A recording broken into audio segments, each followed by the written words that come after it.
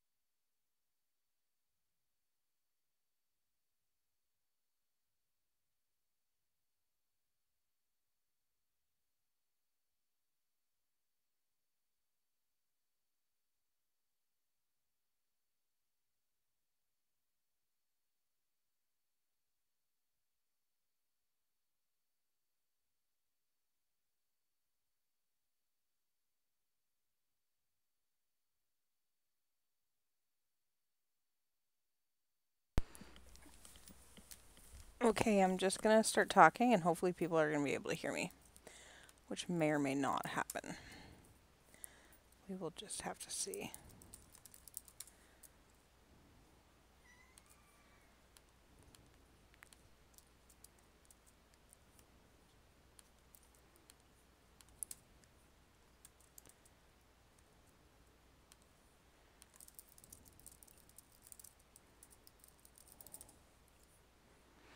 Testing, testing, 1, 2, 3. Testing, testing, la la la la lee.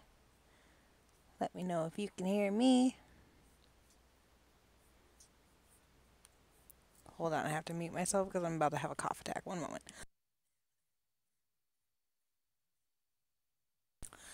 Okie dokie.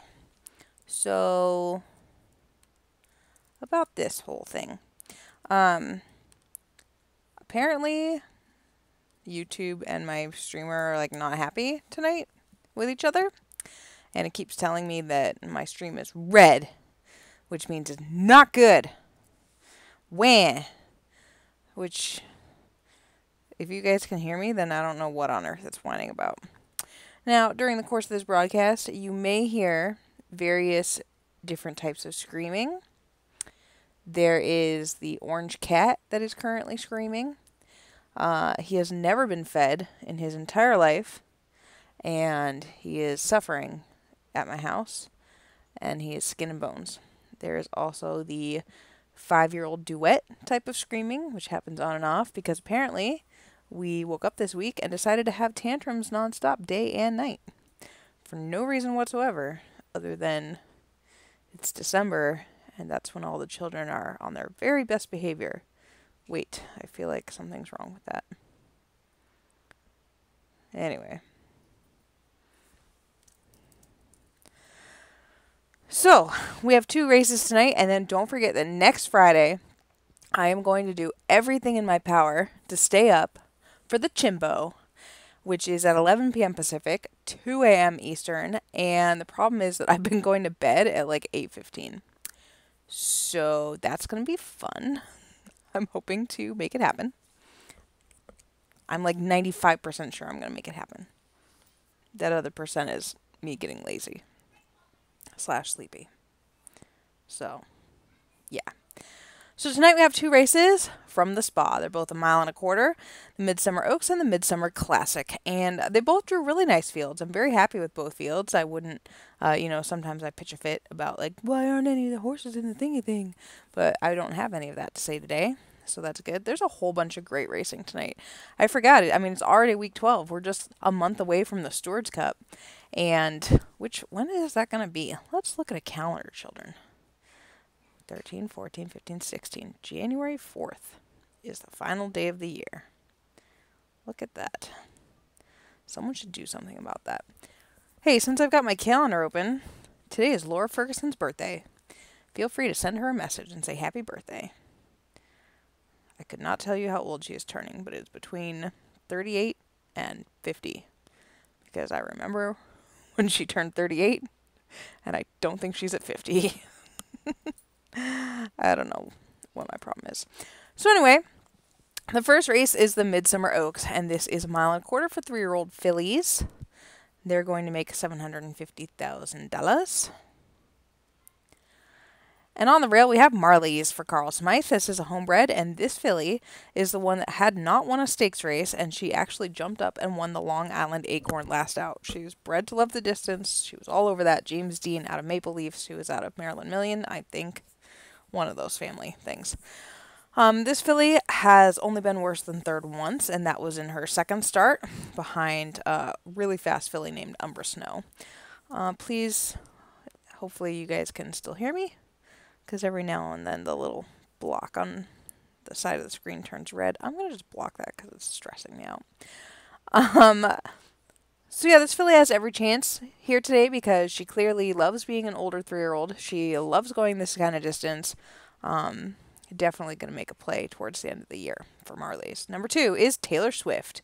This is a daughter of Through the Ghost out of my fun mare named Style. Louise Bayou owns this one. She paid like money for it. How much money? Do I get this one back? No. She paid $12 million for it. I do not get it back. This filly's coming off of a win in the Grade 3 Clearwater Oaks. She's been kind of annoying because for $12 million, you expect her to win more things. She did win the Louisiana Princess last year, and that was her lone stakes win until that Clearwater Oaks, but she is 4 for 7 lifetime. Number 3 is Sheltered for Lucas Davenport. This is a daughter of Heart of the Storm out of a mint mare. Coming off a 4th place effort in the Toronto Oaks, but before that she won the Dixie Strike and the Raymundo Cup over, I believe that one's over boys. There should be a designation for that in this charty chart thing. Only been worse than third once, and that was last out.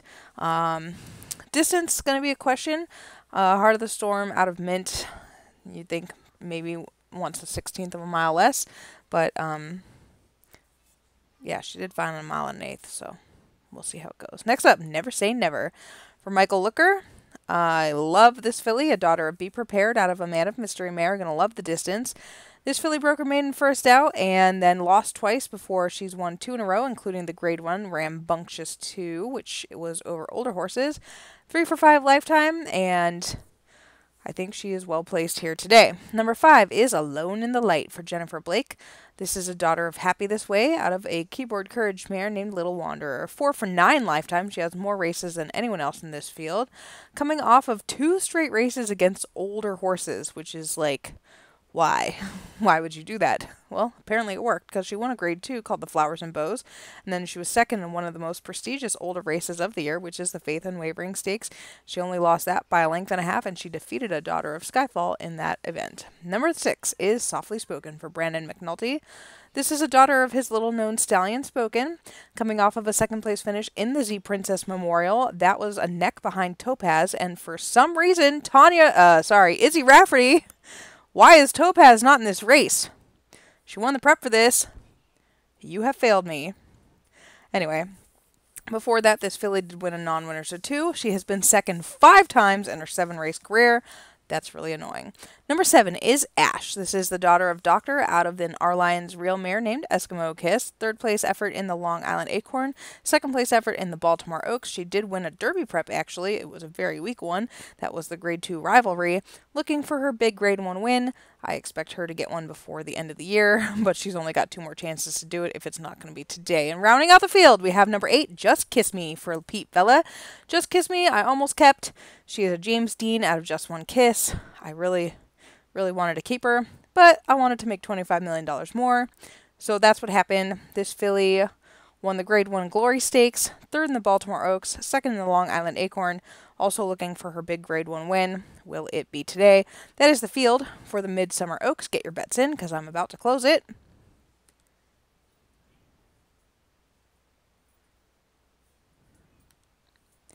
I'm looking for where I stuck the race call, the chart. Hey, look. Broadcast schedule.php. Don't worry, there's other folders before that. You won't be able to find it. Betting pool is going to close at $11,200. and a field of 8 is set to go.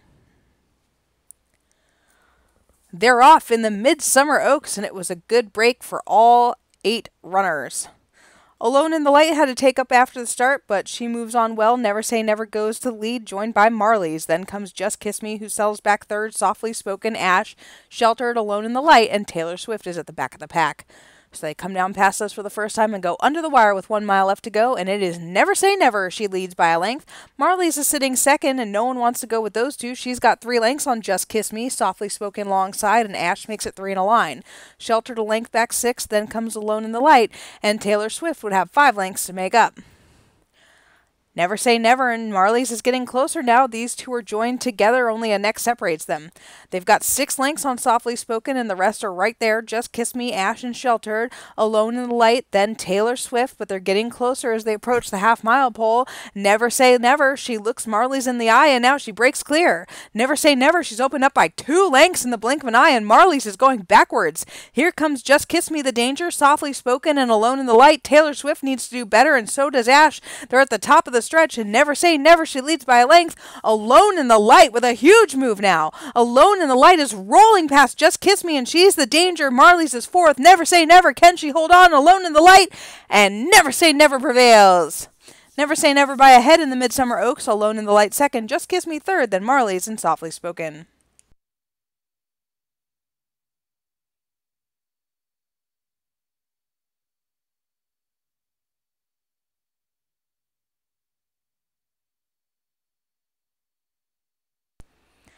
The official winner is Never Say Never. She's a 3-year-old chestnut filly by Be Prepared out of Hold On to Your Man, good luck with that, by Man of Mystery.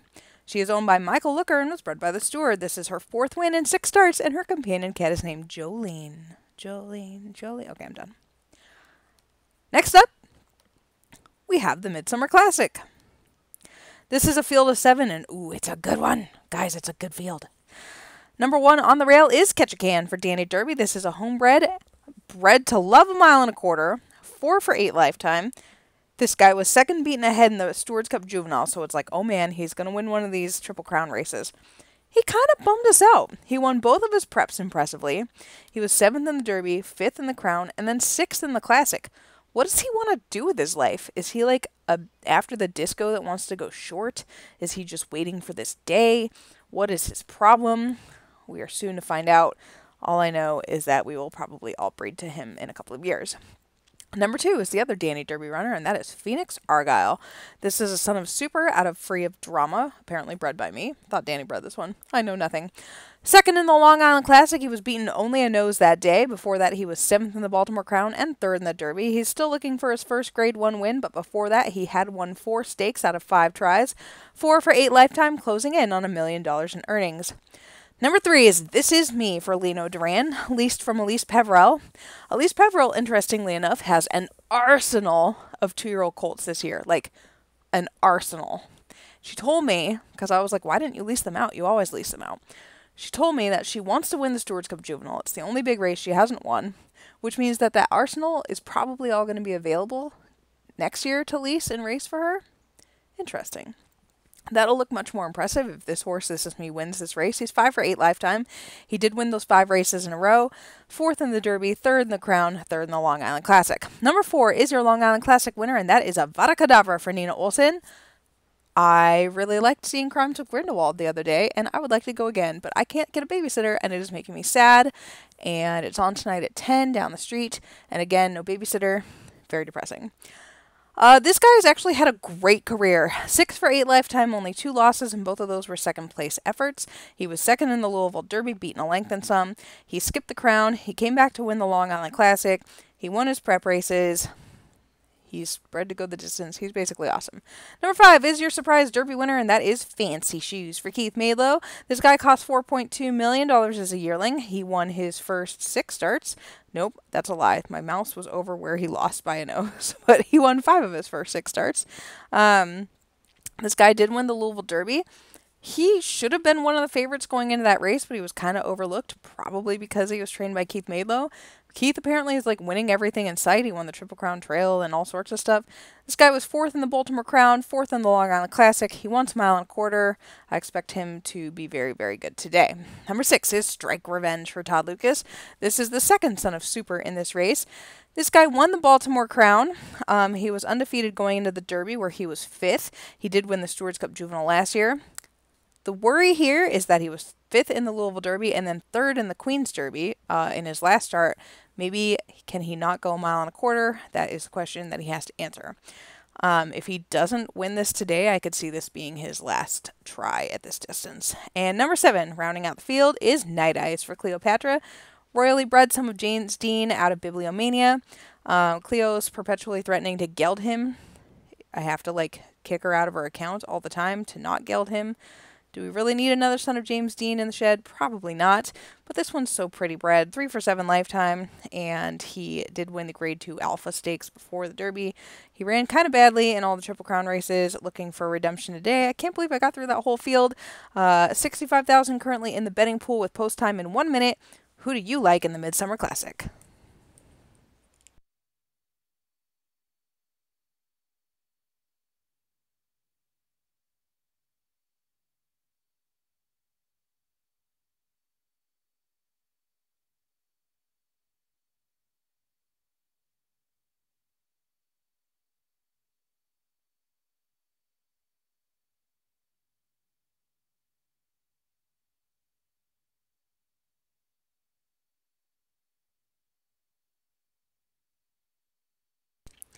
It is post time for the big race. Don't forget to join us next Friday night. And then there will be no more broadcasts until I remember the ARC. And I'm just kidding. There will probably be an ARC one. Maybe. I work in the mornings now. It makes calling races in the morning difficult. Also life. Makes life difficult. I don't recommend working in the morning. I recommend doing it on your own schedule.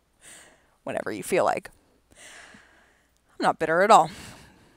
7 horses going a mile and a quarter for $1 million. $70,000 in the betting pool. Who will bring home the whatever flower they put on the winner of this race? Couldn't tell you what it is. I'm sure some Saratoga fanatics will be mad at me.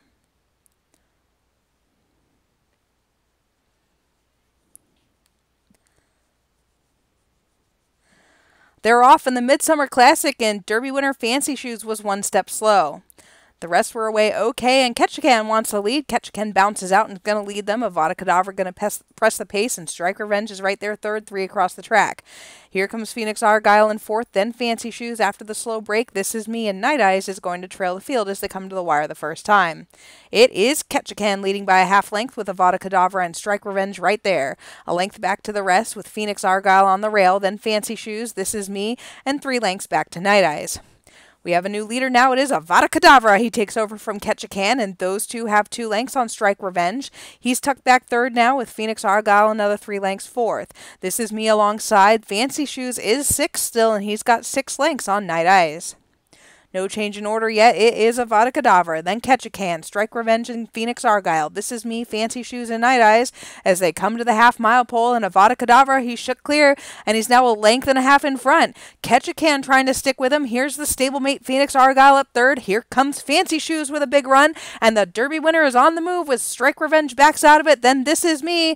It is Avada Kedavra to the top of the lane, tackled by Phoenix Argyle and Fancy Shoes. This Is Me getting involved. Night Eyes from the back of the pack. It is Phoenix Argyle and Fancy Shoes, and they're starting to kick clear of the rest. Phoenix Argyle, Fancy Shoes on the outside. They're both trying hard in this one. This Is Me third, then Avada Kedavra fourth. It is Phoenix Argyle and Fancy Shoes to the wire. Phoenix Argyle gets him on the line.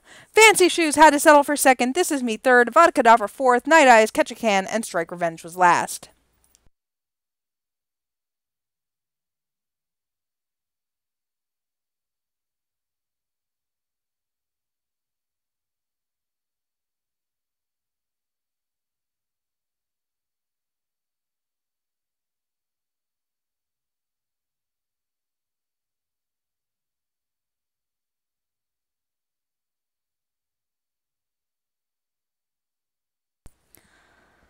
The official winner of the Midsummer Classic is Phoenix Argyle.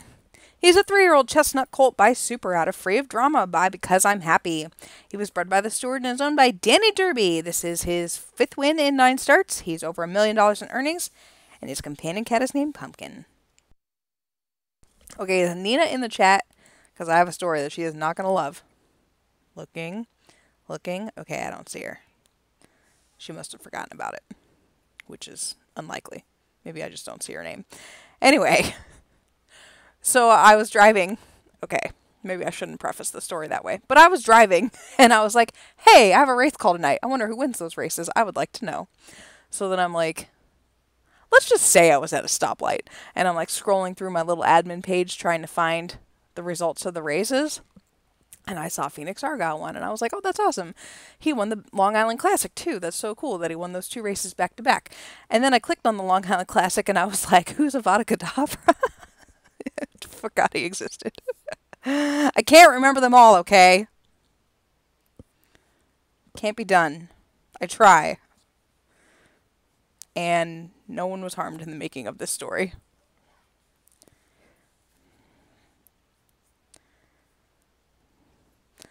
The interesting question now is, what do these 3-year-olds do? The fillies and the colts. Do they run week 14 or do they go 12-16 with a workout, or what do they do? It seems like lately a lot of them have leaned towards running.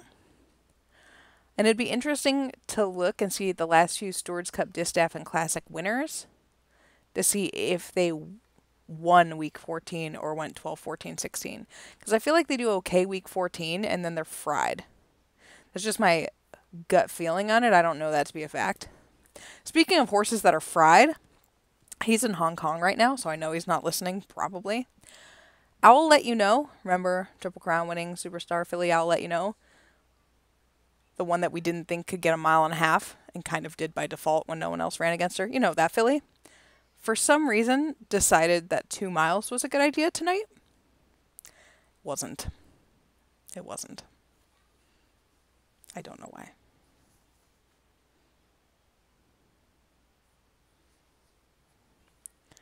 Pro tip. Don't try and get crazy with your horses. Just stick to the plan. Anyway, I should probably feed the screaming cat. Here, let's see if I can get him to scream for you guys. He'll probably just run away and hide instead, but...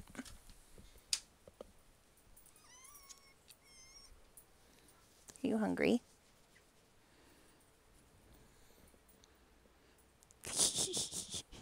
But you guys don't understand. Like, a few months ago, I couldn't even touch him. So, it's pretty cool that I can pet him now. Also, that he randomly walks on my head in the night.